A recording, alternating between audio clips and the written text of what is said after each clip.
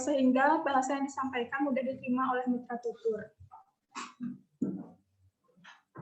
Tujuan khususnya yang pertama yaitu untuk memaparkan tindak tutur yang ditemukan dalam unggahan media sosial Instagram @punapi_bali. Yang kedua untuk mendeskripsikan tingkat kesantunan tuturan dalam unggahan Instagram @punapi_bali, dan yang ketiga untuk mengetahui faktor-faktor apa sajakah yang memengaruhi adanya pilihan bahasa tuturan masyarakat dalam Instagram @punapi_bali.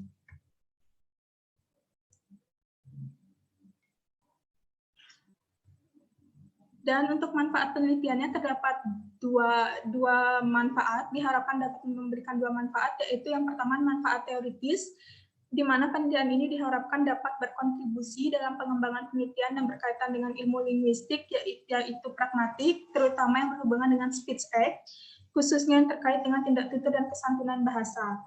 Ya, yang kedua yaitu manfaat praktis. Penelitian ini diharapkan dapat dijadikan acuan dalam pembuatan penelitian serupa sehingga berkontribusi dalam menambah wawasan terkait tindak tutur dalam kajian pragmatik serta kesantunan bahasa.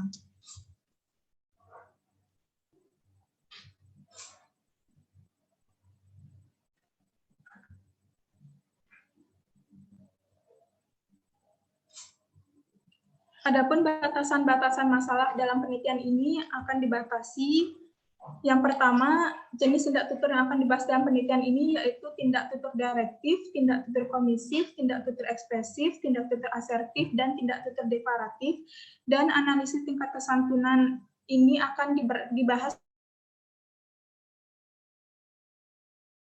berdasarkan ke-10 maksim kualitas, maksim cara, maksim relevansi, maksim kebijaksanaan, maksim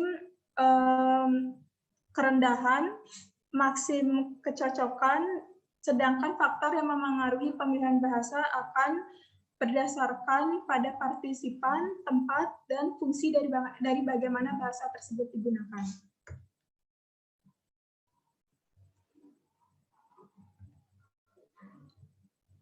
Adapun tinjauan pustaka dari peneliti-peneliti sebelumnya yang saya gunakan, yaitu yang pertama penelitian dari Ibu Sosiowati yang berjudul Kesantunan Bahasa Politisi dalam talkshow di Metro TV, yang menunjukkan bahwa analisis mengenai ideologi yang tersirat di balik ujaran para politisi yaitu kekuasaan, didukung oleh nilai-nilai pembela rakyat, pemuji diri sendiri, pembenaran diri, dan penegak hukum. Selain itu, politisi Indonesia dapat dikategorikan sebagai politisi yang santun karena selama berkomunikasi ada usaha untuk mengabaikan gilir dan usaha untuk mendominasi.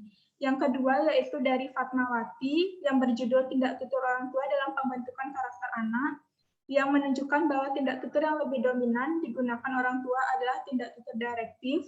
Selain itu, karakter yang dibentuk oleh tindak tutur orang tua meliputi percaya diri, tenang, dan dominans yang dibentuk oleh tindak tutur representatif, mandiri, tanggung jawab, dan peduli sosial yang dibentuk oleh tindak tutur direktif. Karakter percaya diri dibentuk dengan tindak tutur ekspresif, sedangkan rendah diri dan dendam dibentuk oleh tindak tutur ekspresif, mengeluh, dan ekspresif menyalahkan. Karakter penakut dibentuk oleh tindak tutur komisif mengancam, karakter pasif dibentuk oleh tindak tutur deklaratif jangan.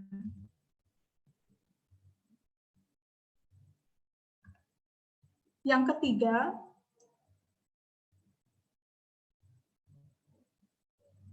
ketiga adalah penelitian dari Anwari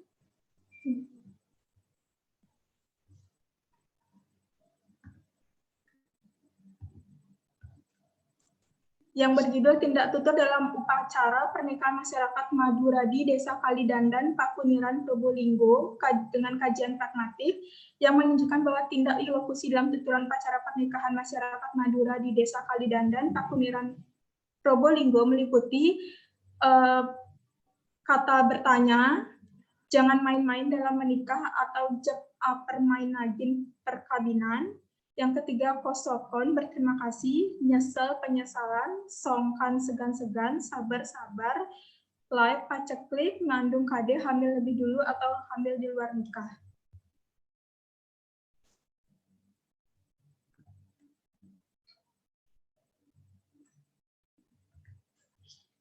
Yang keempat yaitu penelitian dari Nuramila dengan judul Tindak Tutur Bahasa Indonesia dalam unggahan media sosial Instagram liputan 6 menunjukkan bahwa jenis tindak tutur yang ditemukan yaitu tindak tutur lokusi, tindak tutur ilokusi, dan tindak tutur perlokusi.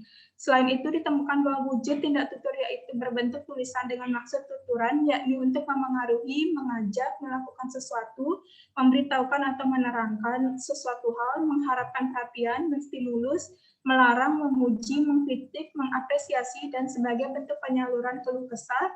Dan yang ketiga, yang terakhir adalah penelitian dari Sidik yang berjudul Karakteristik Tindak Tutur Direktif Tokoh Protagonis dalam Novel Cantik Itu Luka karya Eka Kurniawan, yang menunjukkan bahwa terdapat 7 tindak tutur direktif memohon yang dituturkan oleh beberapa tokoh seperti Dewi Ayu, Salim, dan Adinda yang memiliki watak protagonis. Dari tuturan memohon, watak tokoh protagonis tergambar sangat jelas dan dikaitkan dengan konteks mereka bertutur. Adapun konsep yang akan saya bahas di bab 2 yaitu terdiri dari sikap bahasa, tindak tutur, kesantunan bahasa, satuan verbal, dan Instagram. Lalu untuk landasan teori saya menggunakan 2 teori yaitu pragmatik yang terdiri dari pengancaman muka, tindak tutur, prinsip kesantunan, kaidah kesantunan, prinsip kerjasama. Dan yang kedua yaitu sosiolinguistik yang terdiri dari pilihan bahasa, etnografi komunikasi, dan yang ketiga yaitu solidaritas kesantunan. Adapun model penelitian yang terdapat dalam penelitian saya yaitu dapat dilihat dari gambar yang ada di slide, di mana ragam tindak tutur yang ditemukan dalam unggahan media sosial Instagram Penapi Bali sebagai masalah pertama yang akan saya bahas yaitu menggunakan teori tindak tutur dari Shirley. Lalu yang pokok permasalahan kedua akan menggunakan teori prinsip kerjasama dari Grice, prinsip kesantunan dari Leeds, prinsip pengancaman muka dari Brown and Levinson, dan etnografi komunikasi yang merupakan teori dari Himes. Lalu yang ketiga, faktor-faktor apa sajakah yang memengaruhi adanya pilihan bahasa pada tuturan masyarakat dalam media sosial Instagram Penapi Bali akan dijawab dengan menggunakan teori pilihan bahasa dari Holmes.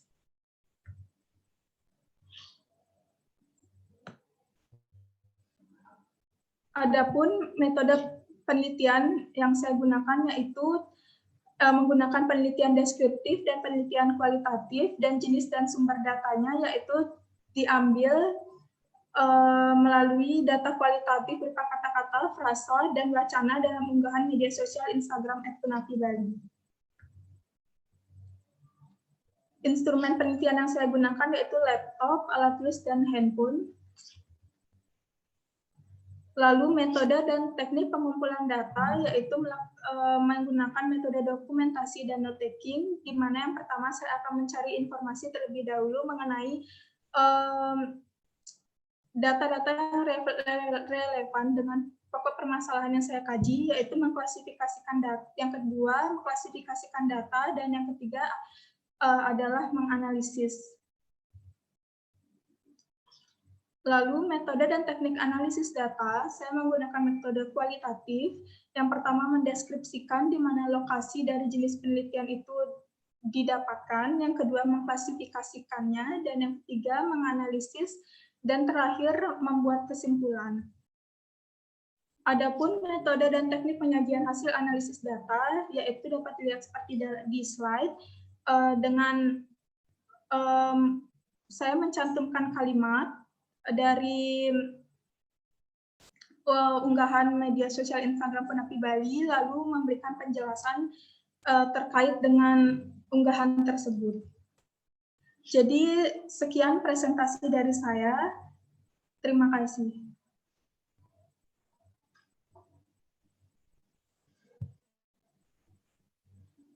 Baik. Demikian presentasi dari Putu Nindya Nirmala, kemudian dilanjutkan dengan presentasi yang akan dibawakan oleh Thomas Alva Edison. Thomas Alva Edison, silakan presentasi saudara Thomas Alva Edison tidak lebih dari 15 menit.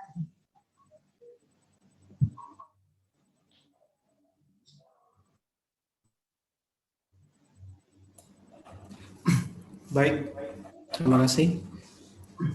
Baik, terima kasih.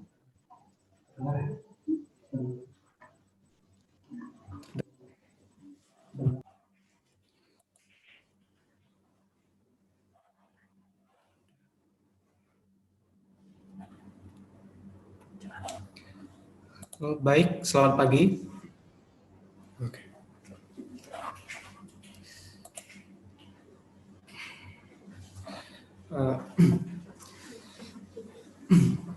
Terima kasih untuk waktu dan kesempatan yang telah diberikan kepada saya.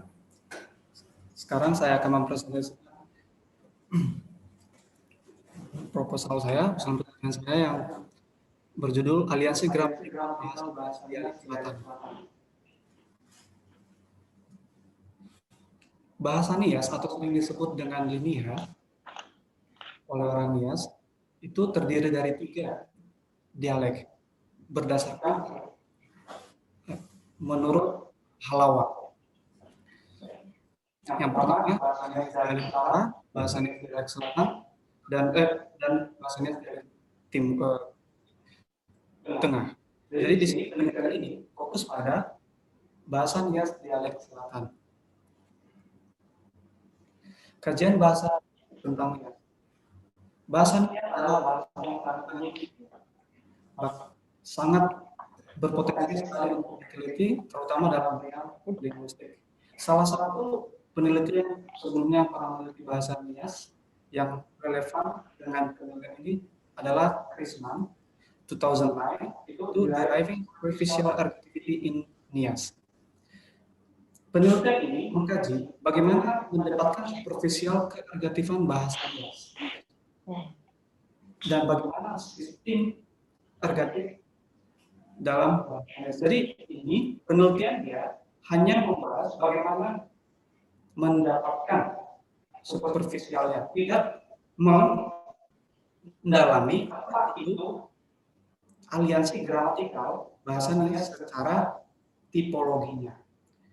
Dan masuk kepada kalimat, ternyata dalam kalimat bahasa Nias Nias Selatan terjadinya 2 klausa bergabung untuk membentuk sebuah konstruksi sintaksis sehingga subjek dapat berujuk sila atau berkoferensial dengan agen atau pasien. Di sini saya menggunakan teorinya Van Valin 1999. Di sini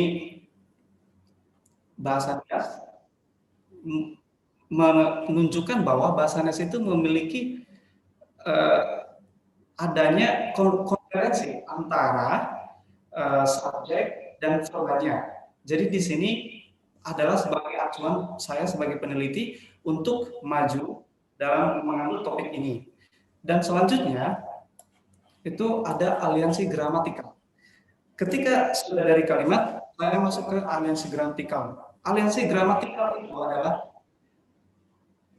sistem atau kecenderungan gramatikal sebuah bahasa, kecenderungan gramatikal sebuah bahasa, baik dalam atau antar klausa secara tipologi dalam sebuah bahasa. Jadi di sini bahasa Nias itu kita balik dari Krisman tadi. Krisman belum ada bahasa yang menentukan bahasa Nias. Bahkan sekalipun peneliti seperti Brown itu dia sudah meneliti bahasa Nias, tapi tidak menentukan apa itu tipologinya bahasa Nias. Jadi di sini penelitian tentang bahasa Nias Selatan belum pernah diteliti, terutama tentang sistem atau kecenderungan persegerapan gramatikal di dalam klausa dalam satu bahasa secara tipologis. Jadi di sini saya menggunakan teorinya Dickson. Contoh pada kalimat tadi, Ferry, Mei, Bad, Nomo, Avali, Pameji, Eni, Hoji. Artinya, Ferry pergi ke rumah sesudah memotong kayu bakar. Di sini pada kalimat ini, kita bisa lihat subjeknya S1-nya, transitifnya, berkoferensi dengan A1 pada Awali, Pameji, Eni, Hoji. Jadi dia sini berkoferensi antara S1 dengan S2. Dan bisa dilihat yang keduanya, yaitu Doni, alabu morganola, balena bihaso, si omasi manolo yang dia. Doni jatuh dari tangga, tetapi tidak ada orang yang menolong. Di sini subjek S1 itu berkonferensi dengan P-nya. Di sini nya antara Doni dan berkonferensi sama dengan A2. Jadi di sini dapat dilihat bahwa bahasa Nias itu memiliki tipologi. Jadi unik untuk diteliti. Lebih lanjut, penelitian ini juga memiliki rumusan masalah. Ada dua. Yang pertama, tipe-tipe struktur kalimat kompleks apa saja yang dimiliki bahasa Nias Selatan. Jadi di sini rumus masalahnya itu menganalisis pertama apa itu kalimat kompleks yang terdapat dalam bahasa Nias dan bagaimana tipe-tipenya. Dan kedua, bagaimana sistem aliansi gramatikal dalam bahasa Nias Selatan. Tujuan penelitian ini secara teori pertama berhubungan dengan tipologi dan sintaksis dan terutama aliansi gramatikal. Dan tujuan khususnya itu menjelaskan tipe-tipe struktur kalimat kompleks dan mendeskripsikan sistem aliansi gramatikal DNS itu sendiri. Dan yang ketiga itu manfaat penelitian. Manfaat penelitian secara teoritis bermanfaat bagi pengembangan teori linguistik serta informasi dan acuan dalam usaha untuk memperoleh pemahaman yang berhubungan dengan aliansi gramatikal dalam kajian tipologi sintaksis. Terutama ini penting sekali dalam bahasa Nias karena belum pernah ada yang meneliti. Dan yang kedua, manfaat praktisnya untuk mempertahankan dan mengembangkan bahasa Nias serta berguna bagi pendokumentasi bahasa Nias itu sendiri sehingga dapat melestarikan dan membuka peluang bagi penelitian lanjutan. Kajian pustaka. Di sini ada 7 kajian pustaka. Saya hanya masukkan 2. Yang pertama itu penelitian Budiarta tahun 2012. Judulnya Aliansi Gramatikal Bahasa Dawan. Kajian tipologi bahasa. Tipologi bahasa itu dia menggunakan teori Khomri 1988. Hasil penelitiannya, pengujian tipe terhadap kalimat bahasa Dawan menunjukkan bahwa bahasa Dawan secara gramatikal mempunyai SA pivot atau akusatif. Selain itu, bahasa Dawan mempunyai sistem aliansi gramatikal yang memprogram S sama dengan A dan perlakuan yang berbeda diberikan kepada P. Selanjutnya itu peneliti Mahya 2015. Judulnya Aliansi Gramatikal Bahasa Aceh Tipologi Sintaksis. Teori yang digunakan adalah tipologi sintaksis, yaitu Dickson, dan hasil penelitiannya bahwa bahasa Aceh atau BA bekerja dengan pivot SA juga. Terdorong dari sini, peneliti memiliki kajian yang sama dengan Mahya, yaitu aliansi gramatikal bahasa dengan menggunakan tipologi sintaksis, yaitu teorinya Dickson 1994. Tapi para penelitian ini memiliki perbedaan di mana struktur kalimat yang diteliti, objek pada struktur kalimat BA itu berbeda dengan bahasa Nias. Jadi objeknya berbeda. Lanjut pada konsep. Konsepnya di sini ada klausa, kedua konstruksi kalimat, yaitu ada koordinatif dan subordinatif, kalimat kompleks dan pivot, serta aliansi gramatikal. Jadi di sini pertama itu klausa. Jadi sebelum masuk ke kalimat akan menjelaskan apa itu klausa. Kedua itu konstruksi kalimat. Koordinatif yaitu yang membahas tentang bagaimana kalimat yang setara dan tidak antara susunan klausa yang setara dan tidak setaranya, dan subordinatif yaitu yang koordinatif itu adalah yang setara antara, seperti contohnya yaitu independen dengan independen atau dependen dengan dependent clause. Dan kedua itu subordinatif yaitu antara klausa yang tidak setara. Sering terjadi itu adalah dependen dan independen atau independen dan dependent clause. Kalimat kompleks yaitu gabungan dari sebuah kata, klausa yang membentuk sebuah kalimat, dan pivotnya ini digunakan untuk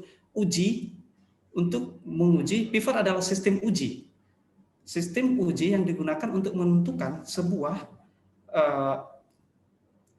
gramatikal sebuah bahasa, tipologi sebuah bahasa, yaitu yang berkaitan dengan S sama dengan A atau akusatif, dan yang kedua itu adalah ergatif, itu S sama dengan P, dan yang ketiga itu adalah aktif, S, P, dan A. Dan yang terakhir adalah aliansi gramatikal. Jadi di sini aliansi gramatikal membahas bagaimana persekutuan atau sistem gramatikal bahasanya itu sendiri. Lanjut kepada landasan teori, di sini menggunakan dua landasan teori. Yang pertama kalimat kompleks, yaitu dari teorinya Van Valen, Lapaula 1999. Di sini peneliti menggunakan teorinya Van Valen itu untuk mengetahui unit-unit apa saja yang ada dalam sebuah kalimat kompleks dan apa saja hubungan antara unit-unit tersebut. Jadi di sini nanti peneliti akan menjelaskan ini teori ini akan membantu peneliti dalam menjelaskan hubungan-hubungan kalimat kompleks tersebut berkaitan dengan rumusan masalah yang pertama. Dan yang kedua adalah teori tipologi bahasa. Teori tipologi bahasa itu saya ambil dari Dickson 1994. Jadi teori ini digunakan untuk menguji pivotnya. Ada 12 sistem pivotnya. Ada SA sama dengan SI sama dengan A1, dan selanjutnya ya masuk kepada metode penelitian bab 3-nya. Jadi di sini metode penelitiannya pertama kita masuk ke jenis penelitian. Oke, lokasi penelitian seperti di awal tadi, lokasi penelitiannya itu dilakukan di Nia Selatan. Nia Selatan itu terdiri dari 8 kecamatan. Jadi di sini peneliti memberikan batasan, yaitu hanya fokus pada satu daerah, yaitu Teluk Dalam, kecamatan Teluk Dalam, satu kecamatan dari 8. Dan selanjutnya adalah jenis dan sumber data. Jenis data yang digunakan di sini adalah data tertulis, data lisan yang dipraktisikan ke dalam lisan ketika proses pengumpulan datanya nanti. Instrumen penelitian di sini yang digunakan oleh peneliti adalah yang peneliti sendiri sebagai instrumen utama, dan yang kedua itu peneliti menggunakan HP sebagai alat untuk video call langsung, dan selanjutnya itu adalah pengumpulan data. Teknik pengumpulan data di sini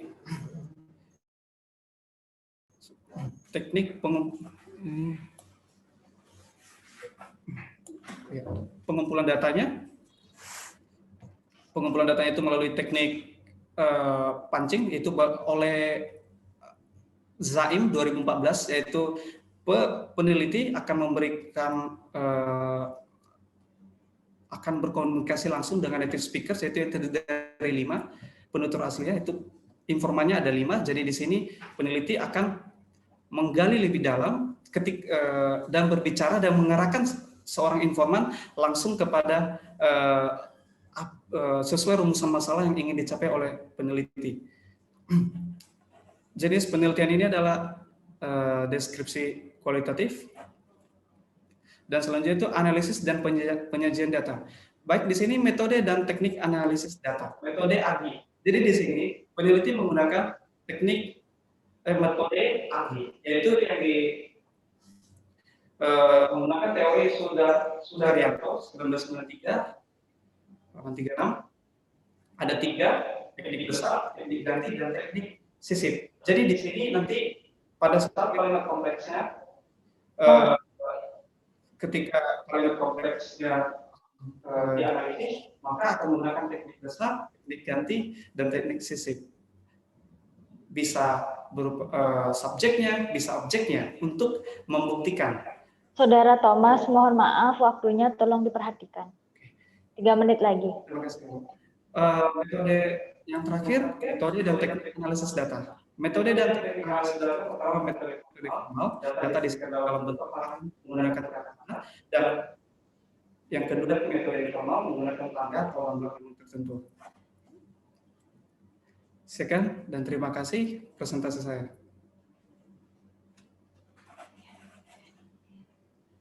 Baik, demikian presentasi dari Thomas Alva Edison. Kemudian kita masuk ke sesi diskusi. Untuk sesi diskusi, saya undang penguji dari Putu Nindya Nirmala, yaitu yang pertama Bapak Dr. DRS Nyoman Sujaya MPhum.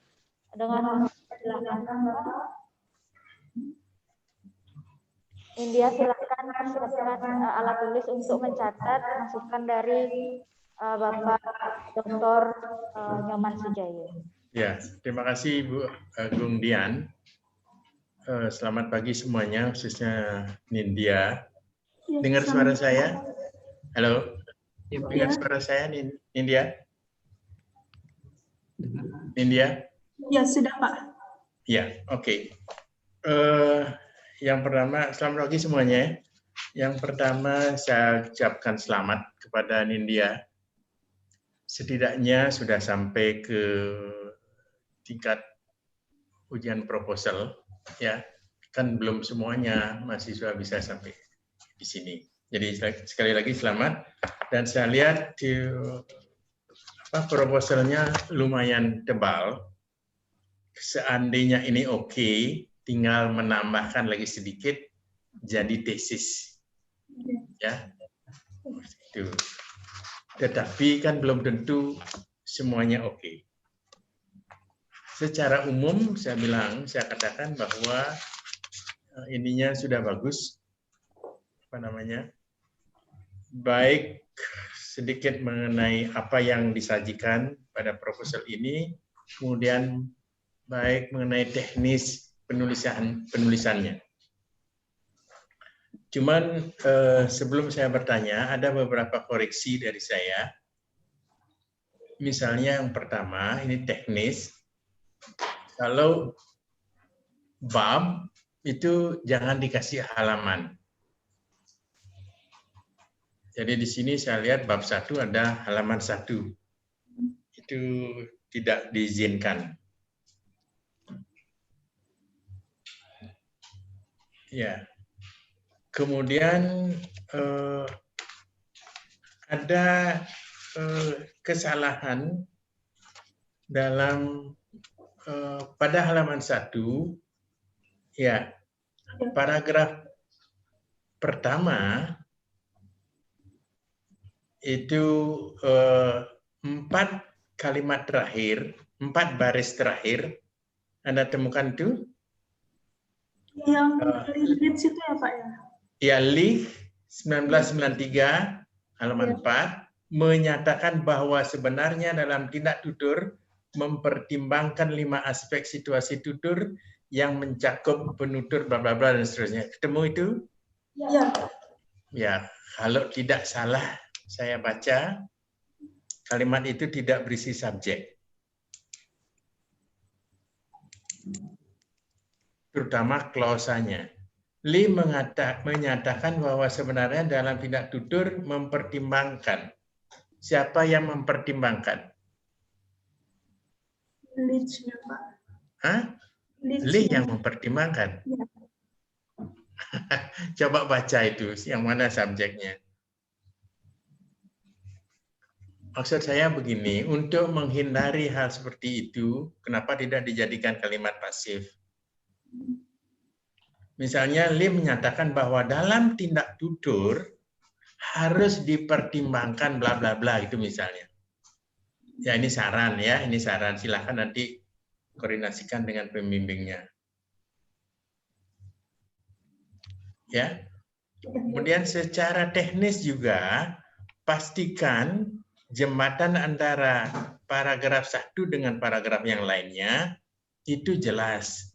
Misalnya di sini pada alinea kedua berkaitan dengan hal tersebut, ya itu tersebut yang mana? Misalnya berkaitan dengan apa yang di atas, ya. Jadi jelas jembatannya. Karena yang Nindya harus ketahui bahwa masing-masing paragraf kan mempunyai ide yang baru, ide lain ya. Tapi tetap itu pasti ada kaitannya. Oke, nah itu diperhatikan. Kemudian dalam menyajikan latar belakang, ini Nindya boleh saja sih, tapi ini Nindya memulainya dari bahasa, kan itu dah. Dari bahasa, jadi alat komunikasi yang bla bla bla, itu kayaknya semua udah paham ya. Bahasa itu alat untuk ngomong, untuk menyampaikan ide kan itu ya. Kenapa tidak mulai agak menukik? Ini menurut Pak ya, menurut saya. Kenapa tidak langsung menukik media sosial atau Instagram? Ya, ya kalau ini sudah terlalu umum gitu maksudnya. Ya kalau menurut saya, kalau Nindya memulainya dari Instagram, misalnya sama dengan begini, Anda mau menulis tentang salah satu ciri khas makanan Bali, misalnya ya. Lalu Anda memulainya kehidupan. Kan jauh, agak jauh. Ya orang hidup harus makan, terlalu ya. Kenapa tidak mulai makanan gitu misalnya? Is it okay? Ya, Pak. Ya, itu oke. Ya, ini hanya saran ya, hanya saran, terserah nanti.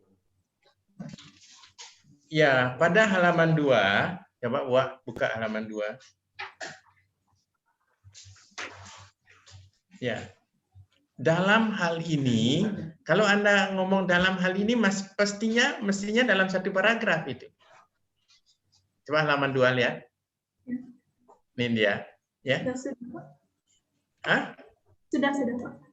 Ya. Jadi dalam hal ini itu mestinya dalam satu paragraf. Ya. Ya, pakailah jembatan apa yang kalau berbicara masalah ini, itu misalnya kita tidak bisa lepas dari boleh, kan? Dalam hal ini itu masih dia dalam nilai itu. Oke. Ya, halaman 3 juga demikian. Ya. Coba buka halaman 4.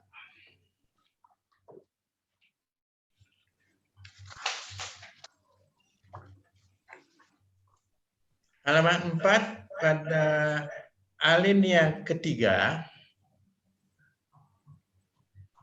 baris kedua, dalam media lisan, pihak yang melakukan peristiwa tutur adalah, kan ya.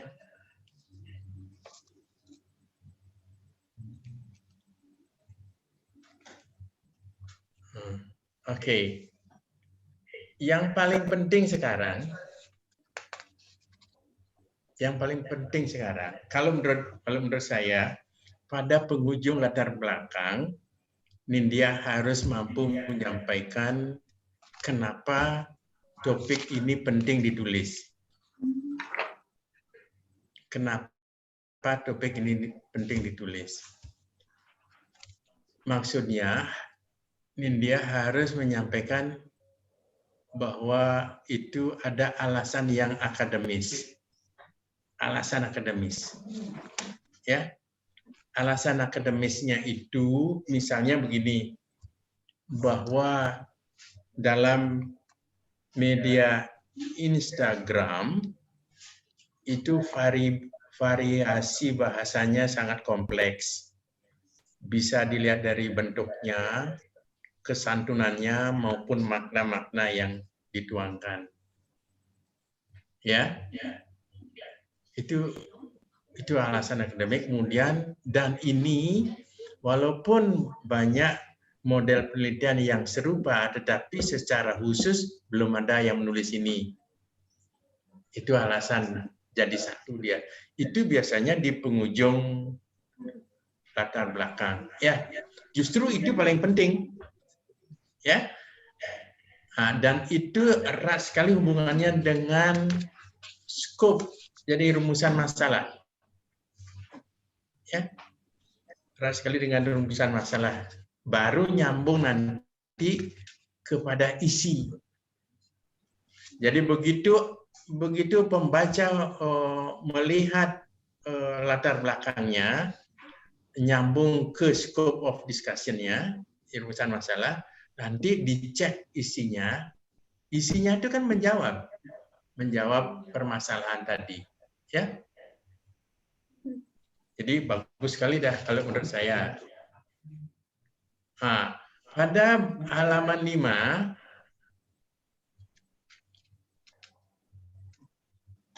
itu kok langsung ada pemilihan sumber data.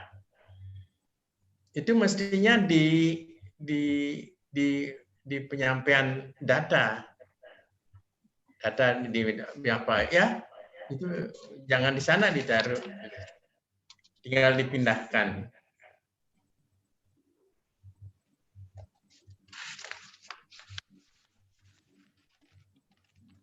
Ya. Dalam rumusan masalah Nindya menulis tingkat kesantunan, ya. Ya. Ya. Kenapa ingin tahu itu? Karena ada seperti di komentar itu Pak, kan ada yang kayak dia menggunakan bahasa kasar, menggunakan bahasa slang, maka saya ingin menganalisis itu Pak. Ya, ya kalau udah tahu ada kasar, ada santun, untuk apa?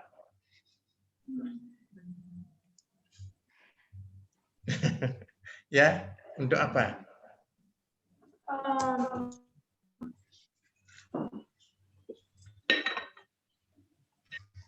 Untuk mencocokkan Pak, misalnya kan dalam unggahan itu kan bahasanya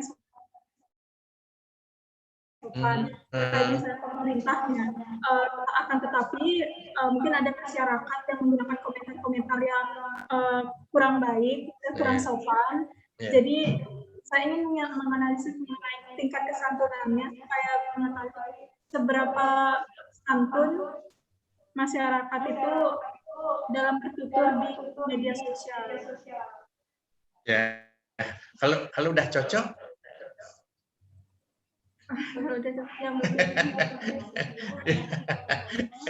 Ya, ini yang begini-begini itu nanti perlu diantisipasi, ya.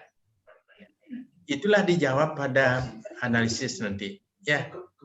Sehingga outputnya itu ada. Orang membaca, oh sebaiknya kalau bahasa Instagram harus begini, ya. Tapi kenyataannya di media massa itu kok di media itu kok begini. Oh, ya ada output yang dituju. Bagus itu, ya. Tetapi harus nanti supaya dalam punya kajiannya, ya.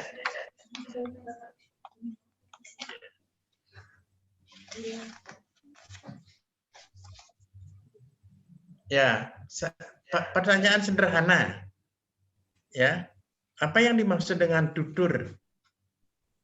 Tutur itu adalah bagaimana orang menyampaikan bahasa. Bagaimana? Apa yang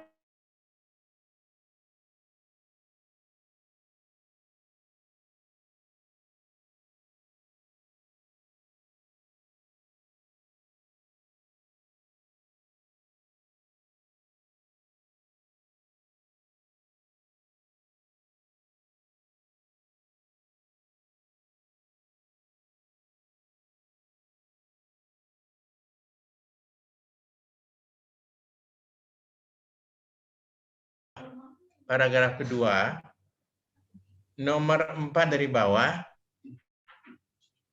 ada kata di mana. Coba baca itu, Di mana maksud tuturan sebenarnya harus diidentifikasi dengan niat situasi tutur yang melatar belakanginya. Saya tidak tahu tempatnya, Anda bertanya soalnya di mana. Ngapain harus ada di mana? Ya. Kenapa tidak langsung saja maksud suatu tuturan sebenarnya adalah bla bla bla. Ya kan enak.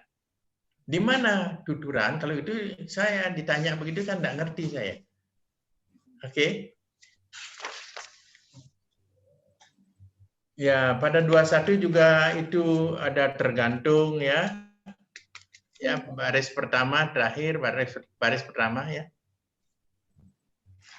Ya, dicek nanti.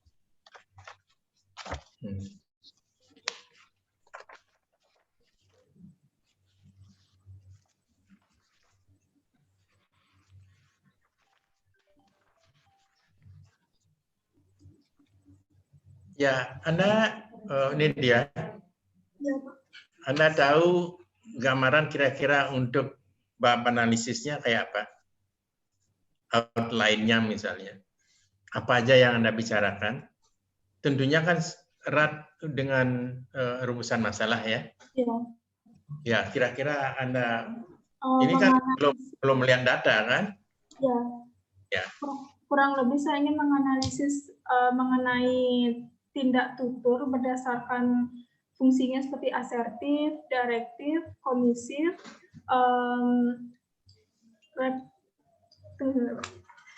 ya seperti itu kurang lebih Pak. Asertif, direktif, komisif, ekspresif, dan juga tingkat kesantunannya dengan menggunakan maksim seperti maksim kualitas, maksim kuantitas, maksim kesederhanaan, kerendahan hati gitu. Ya, jadi itu tolong tetap dikaitkan dengan scope of rumusan masalah ya. Ya. Jadi teorinya teori apa dipakai? Teori Shirley dan Leeds, Pak. Ya dari, oke. Itu pengarangnya siapa? Siapa tadi? Shirley, maaf Pak, Shirley dan Leeds. Leeds. Teorinya teori apa namanya? Itu kan nama pengarang. Teori tindak tutur dan prinsip. Oke, ya biar jelas. Ya, saya pikir itu mungkin nanti penguji yang lain itu akan menambahkan, tapi dari saya sarannya seperti tadi. Jadi saya terus terang aja tidak banyak bertanya, cuman saya lihat tadi ada kesalahan teknis dan terutama tesis ini kan tulisan formal, ya penghujung latar belakang itu ya harus jelas apa alasannya, kenapa itu penting ditulis. Oke, selamat Dindia ya. Itu tolong diperbaiki dan konsultasikan sama pembimbing ya. Ya. Baik, terima kasih. Bu Dian, apa bisa saya lanjutkan ke Thomas? Mumpung silahkan Bapak. Mumpung Benten Thomas juga sudah siap sepertinya. Oke. Terima kasih. Selamat pagi Thomas.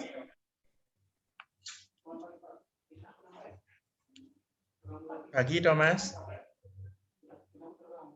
Masih gangguan Bapak Niki sebentar. Bisa Thomas. Thomas, kamu di mana? Di sebelah. Halo Thomas. Ya. Thomas Edison Telaumbanua.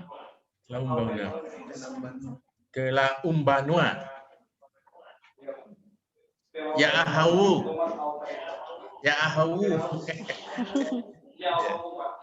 Oke, buat Thomas selamat juga ya, sudah sampai ke katakanlah ajang proposal.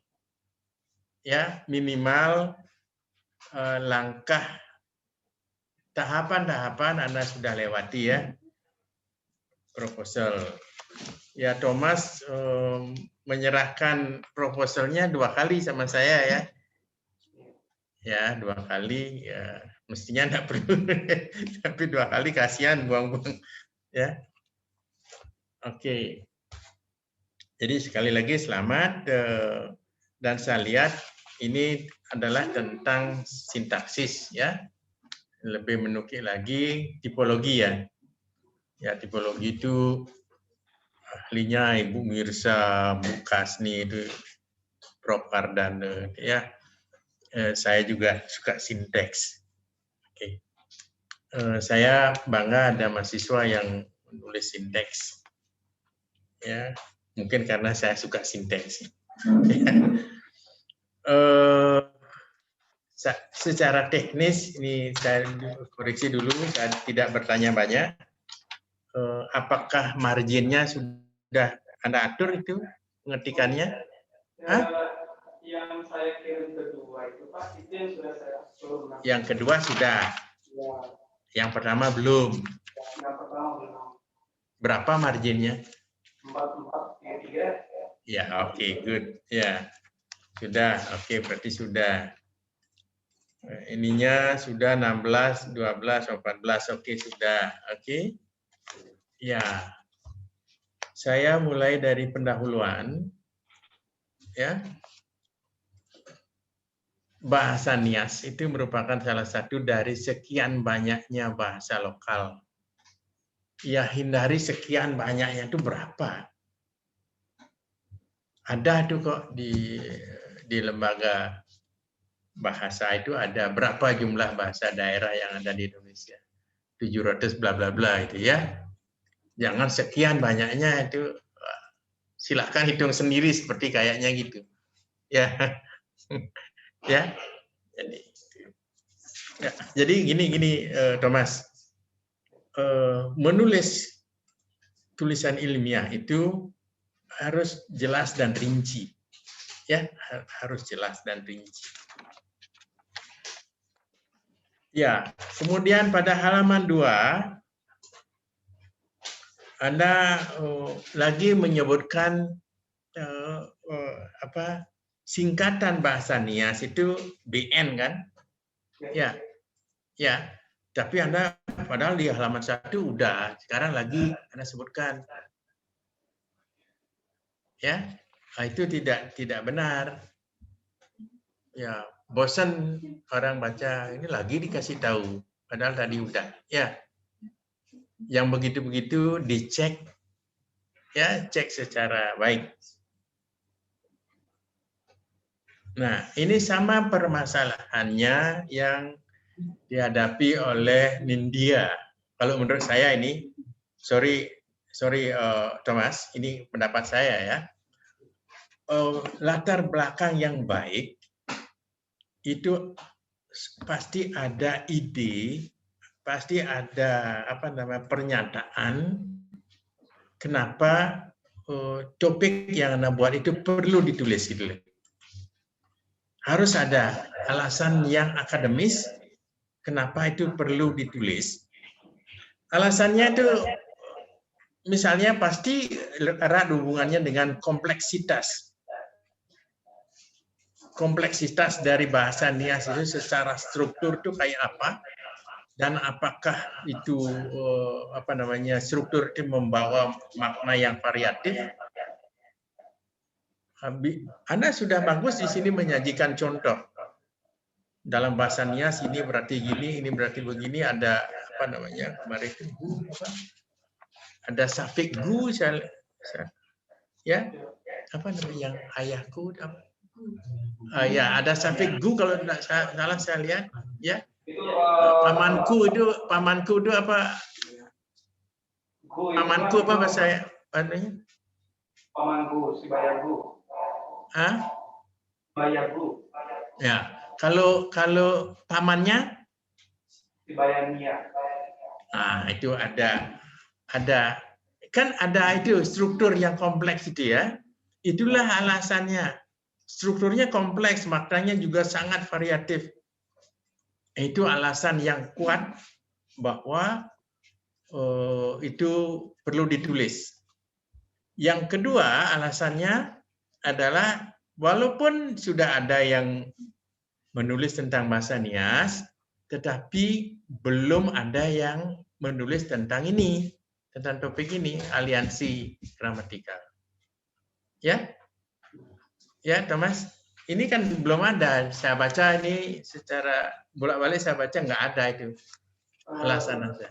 Itu ada Pak di halaman kedua. Hah? Di halaman 4. Ya, halaman keduanya ada contoh yang ada. Saya tidak dengar.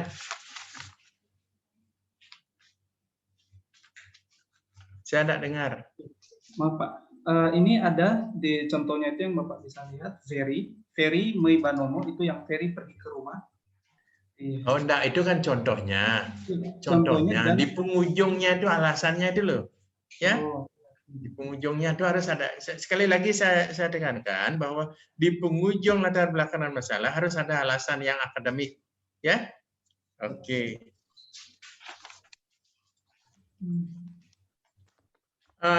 Coba buka halaman 4. ya Pak. Ya. Pada halaman 4 Anda secara rinci membahas tentang konstruksi pada klausa, ya, konstruksi klausa kan, ya, jangan sampai di sana terlalu banyak Anda nyebutkan, nanti di bab analisis Anda lagi membahas seperti itu. Cukup ujungnya aja bahwa ininya itu bervariasi, makanya bervariasi seperti ini contohnya bla bla bla. Nah, secara rinci yang ini nih seperti bahasan pada bab analisis nanti. Oke? Ya, paham, Thomas. Ya, ini menurut saya, sorry ya. Ya, pada halaman 5 juga Anda buat begitu. Jadi sepertinya nanti akan terulang lagi pada halaman analisis. Ya. Saya kembali ke judul, ya.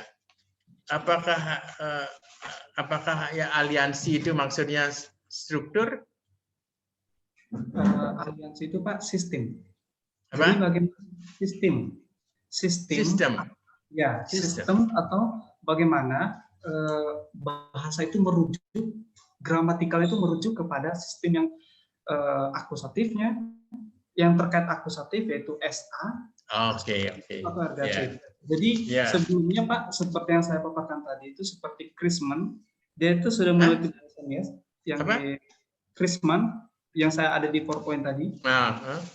Jadi saya beranjak dari situ, itu dia hanya meneliti ergativity, tapi bukan apa itu strukturnya, tapi bagaimana memperoleh ergativity, tapi menyebutkan aliansi gramatikal. Ya.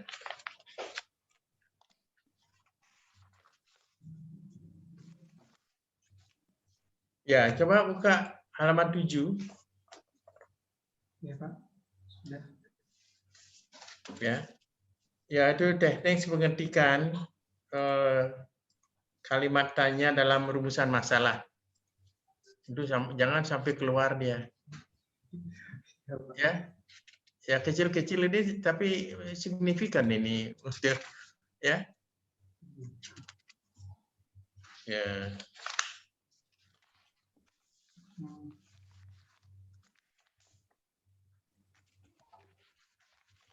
Ya, karena Anda menulis di sini pada pertanyaan pertama, tipe-tipe struktur kalimat kompleks apa saja? Ya. Katanya kalimat tanya yang bagus dalam permasalahan itu bersikah seperti apa yang ditulis oleh Nindya itu. Jadi tipe-tipe struktur kalimat kompleks apa sajakah gitu. Ya. Itu tambahkan. Kemudian dialek selatannya itu jangan keluar dia. Ya. Ditonjok ke dalam ya. Oke.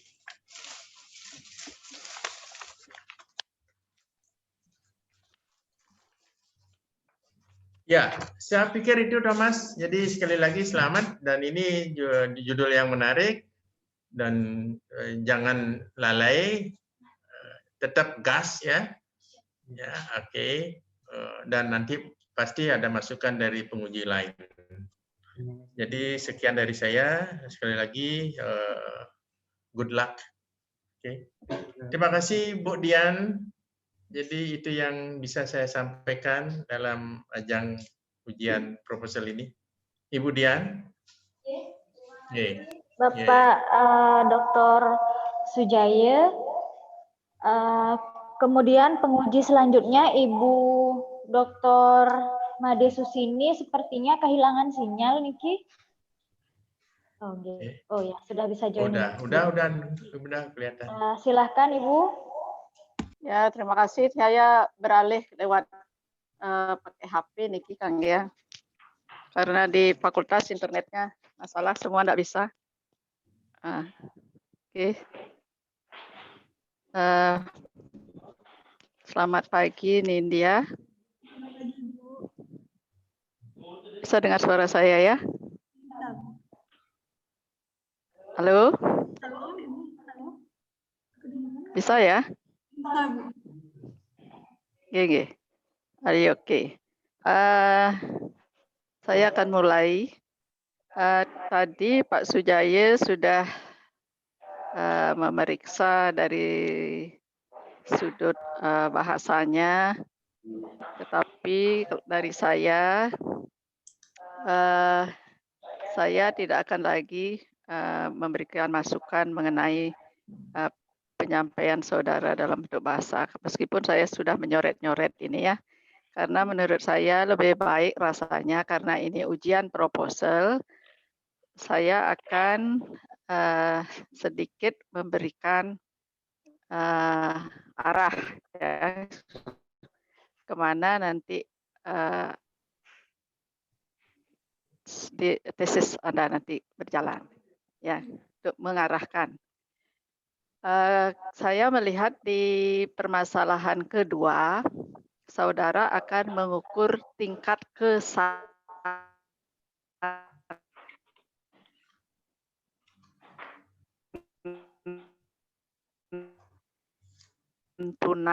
Ya, saudara tidak mengenai konsep kesantunan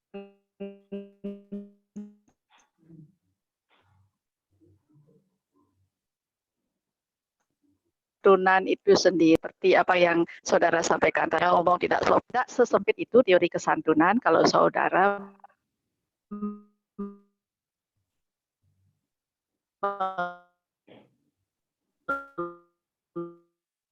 menggunakan teorinya kooperatif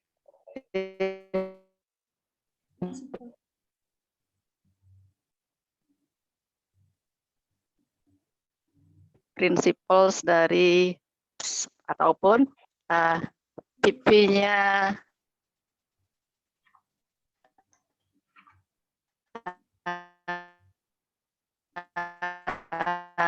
Leach principles.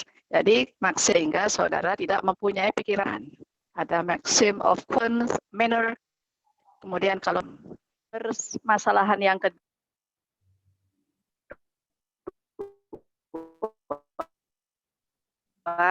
yang saudara ingin jawab santunan.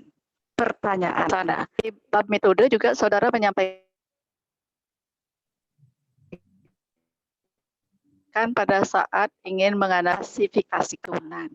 Apa yang saudara ingin ukur di sini tingkat kesantunan? Apa yang saudara maksudkan dengan tingkat? Apakah saudara ingin mengukur dari sudut prosentase atau bagaimana? Apa yang saudara maksudkan dengan tingkat? Yuk. Yang pertama itu dengan bahasa Ibu, dengan seberapa santunnya. Misalnya dari santun, sangat santun, kurang santun, seperti itu Ibu. Dengan tingkat presentase seperti itu. Dengan persentase? Ya.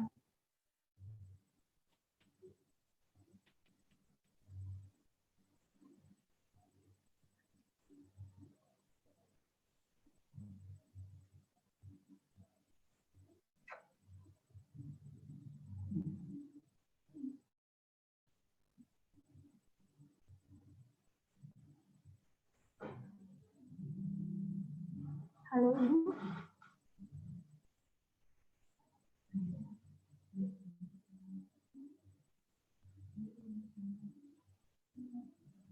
Dengan persentase berarti? Ya, Bu. Tetapi di metodenya tidak ada ukuran persentase. Belum saya tambahkan lagi.